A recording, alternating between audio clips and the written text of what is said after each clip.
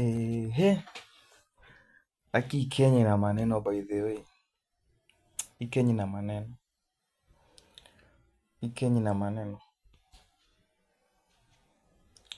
Na sijui nitasema nini. But wacha niwaambie kitu moja. Yaani kuna kitu niliona mahali and kulingana mimi niliona iko sawa na tena naona haiko sawa upande mwingine. Hiyo ni message ya M-Pesa. Ndo zinaingia kaa zote. Guys, kama uko na mtu na unaamua umefika mahali mpaka umejipea courage, unaamua kupost tu msee, at least post tu jamaa with a confidence. Usimpost shingo upande jamaa. Na kaa hujui kucheat, usiwahi post mpoa wako tafadhali please.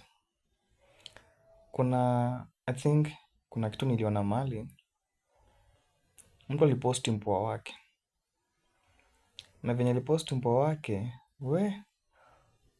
sijui nini ili happen, sijui mimi siwezi elewa, but venye nilikuwa naenda through that, hizo ma comment section venye watu kwangu na reply, nikasikia yes amepost mpoa wake, but kuna mwingine alijitokeza akamuuliza huyu naye ni nani? Nikasikia amejibu hapo chini yake, amereply that comment, ni brother yangu, ni cousin yangu.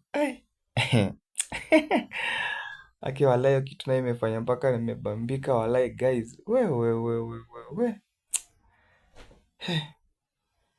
Sijui ni bora tu ukae single kama mimi walai.